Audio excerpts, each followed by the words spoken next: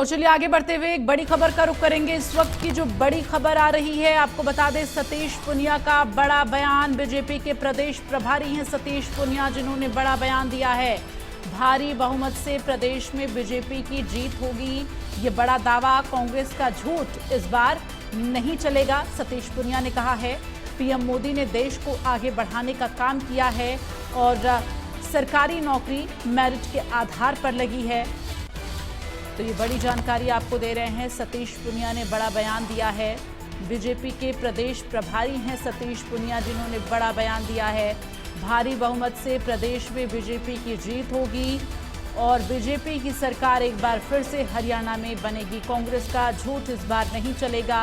जनता BJP पर भरोसा करती है और सरकारी नौकरी मेरिट के आधार पर लगी है। तमाम बड़े दावे सतीश पूनिया की तरफ से किए गए हैं। बीजेपी के प्रदेश प्रभारी हैं सतीश पूनिया, जिन्होंने ये बड़ा बयान दिया है।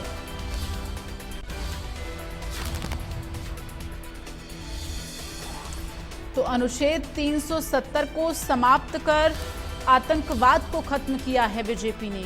अयोध्या में विशाल राम मंदिर का निर्माण केंद्र सरकार का जिक्र उन्होंने किया। देश में आरक्षण कभी खत्म नहीं होता और अयोध्या में विशाल राम मंदिर का निर्माण किया गया।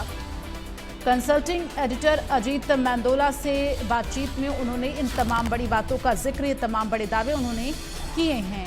अनुच्छेद 370 को समाप्त कर आतंकवाद को खत्म किया। अयोध्या में विशाल राम मंदिर का निर्माण किया गया है और साथ ही देश में आरक्षण कभी खत्म नहीं होने देंगे, इस बात का भी जिक्र किया है।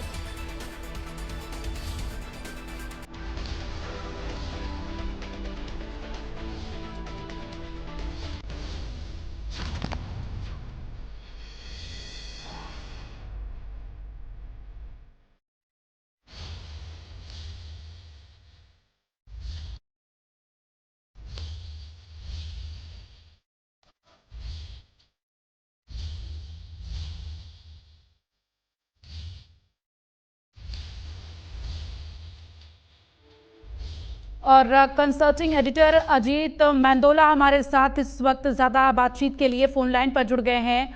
अजीत मेंदोला जी, आपकी जो बातचीत सतीश पूनिया से हुई है उसमें क्या कुछ उन्होंने बड़ी बात कही है? चूंकि अनुच्छेद 370 का जिक्र उन्होंने किया है, अयोध्या में विशाल राम मंदिर का जिक्र किया और साथ ही प्रदेश में बीजेपी की फिर से सरकार बनने का दावा भी। देखिए क्या है कि सतीश पूनिया ने जो कुछ बोला है, अगर आप उसको गौर करेंगे तो इसमें कोई संदेह नहीं है कि हरियाणा एक ऐसा प्रदेश है जहाँ के हरियाणा के लोग सबसे ज्यादा देशभक्त हैं।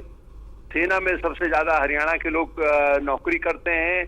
तो देशभक्ति का जज्बा मैं कह सकता हूँ कि हरियाणा के लोगों में सबसे ज्यादा है। सतीश पूनिया ने अनुच्छेद 370 सीमा का जिक्र करके, आतंकवादियों का जिक्र करके उन्हें याद दिलाने की कोशिश करी है कि प्रधानमंत्री मोदी और बीजेपी की सरकार ने जो कुछ फैसले किए अपने लिए कुछ नहीं किया, देश हित में किया।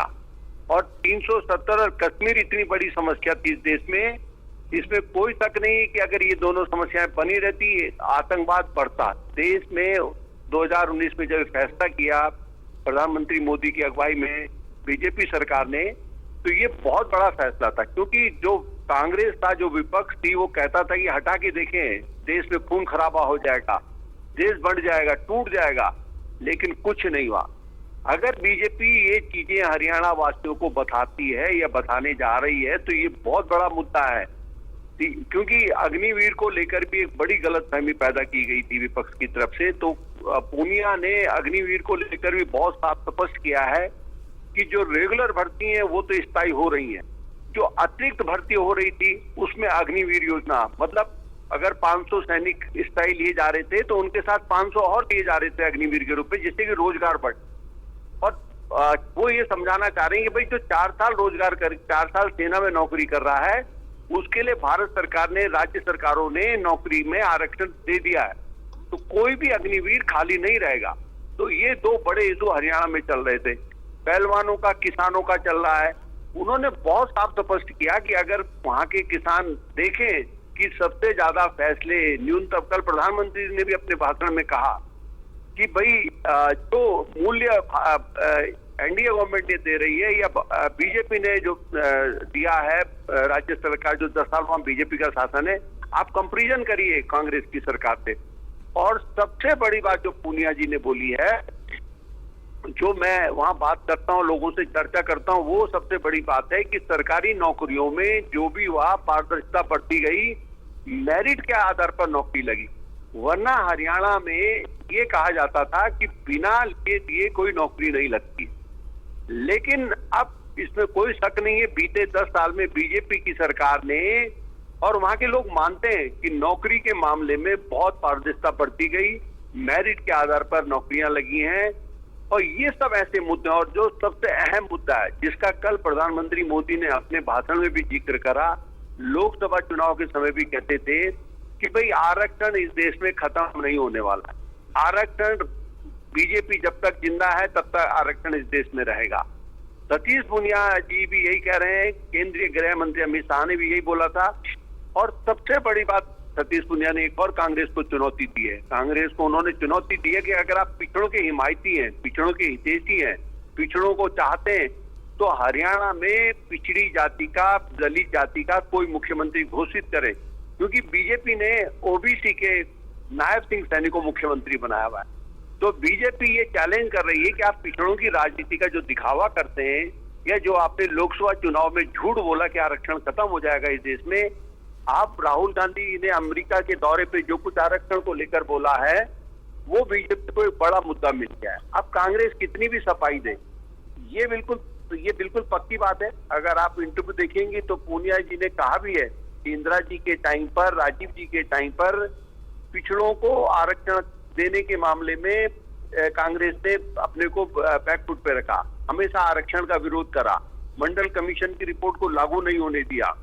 तो कांग्रेस का, बीजेपी का ये कहना है, प्रधानमंत्री जी का भी यही कहना था कल, सतीश पूनिया जी का भी यही कहना है कि कांग्रेस का हमेशा से आरक्षण के खिलाफ रुक रहा है। और वो लोग बिल्कुल, और तमाम जो ये बड़े दावे किए जा रहे हैं, अब देखना ये होगा कि जनता इस पर किस तरह से विश्वास करती है। फिलहाल तमाम बातचीत के लिए अजीत जी बहुत बहुत धन्यवाद आपका।